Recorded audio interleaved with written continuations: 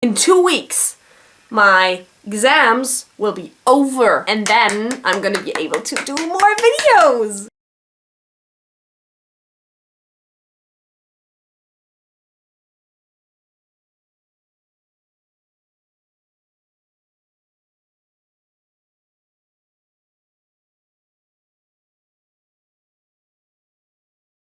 Hello people! Today it's time for my wrap up for January, and I did not read a lot. The first book I read in January was Prince Caspian, and that is the second book of the Chronicles of Narnia by C.S. Lewis. As I said previously, I am reading them in publishing order, so this is the second book published. It's the third book, chronologically speaking, I think. This was a reread for me because, as I already said before, I have read the series before, and I'm just rereading them right now. And I have to say that I did not like this one as much as I liked The Lion, the Witch and the Wardrobe, just because I didn't feel like this had a lot of action. It picked up at some point, but I have to say that I prefer The Lion, the Witch and the Wardrobe. After I finished Prince Caspian, like right at the start of January, I basically dropped reading all along. I didn't really read at all for 2 weeks or something, but I slowly, very slowly, like really slowly made my way through Wintergirls by Laurie Halse Anderson. As I said, this took a very long time to read, but that was because I didn't have time to read, not because the book was bad. This book is about Leah, who suffers from an eating disorder, and together with her best friend, she has made a pact to become the skinniest girl ever. Since making the pact, the girls have drifted apart because both of them had to go through therapy to overcome their eating disorders, and Cassie has decided that Leah is a bad influence on her, so she basically dropped the contact. We start out when Leah gets told by her parents that Cassie has been found dead in a motel room. Leah still struggles with her eating disorder, even though she's been to the clinic twice. And now that Cassie is dead, she's also faced with regret and sorrow, and she has to deal with the loss. The book is about her mental struggles and her path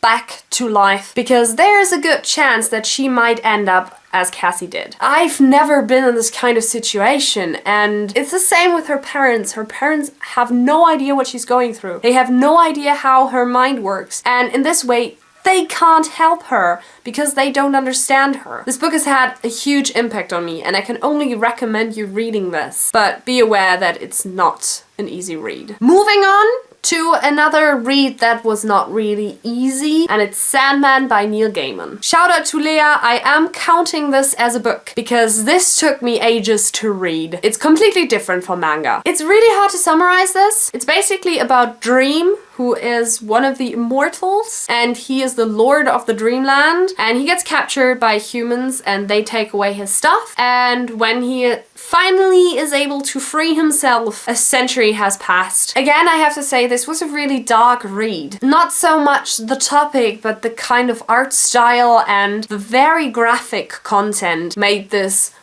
kind of hard to stomach. I think that I would have enjoyed it more in a different format. I'm not quite sure that graphic novels and comics are my kind of deal, because I don't like this art style, and I prefer the clear cut lines of a manga. Throughout the entire story, I had the feeling that I couldn't quite grasp people's faces. That just really annoyed me. I'm not sure if you were not supposed to grasp Dream's face, but I just felt like I couldn't grasp it. I couldn't form an image in my head, and that really threw me off a lot of times throughout the book. Still, if you are into graphic novels, go read this, it's fantastic. I'm probably just not into graphic novels. And the last book that I read in January that I technically haven't finished yet is Assassin's Blade by Sarah J. Maas. So it's the 31st of January today, and I am planning on finishing this tonight. This is a prequel to the Throne of Glass series by Sarah J. Maas, and it contains 5 novellas that are all connected to form one big prequel story. This is another book that took me way too long to read. I flew through the first half of this, and I loved every bit of it. And then I realized where this was going. The thing is that in Throne of Glass, you get to know a bit about Selena's story, about where she comes from. And through the middle of the book, you realize that this is going to end up at certain things. Because I knew where this was going to end up, I got scared. I knew it would be painful, and it just grew more painful as I read on. This is my issue with the book. This is why it took me a month to read this book. Apart from the fact that this is going to rip out my heart, I love this book. This is a very nice look into Celaena's life before she became the person she is in Throne of Glass. And I like that person. She was a little more innocent as an assassin can be. I have to say that this Celaena is a little bit more arrogant than the later Celaena, and she keeps saying that she is Celaena Sedathian and she's Ardalan's assassin.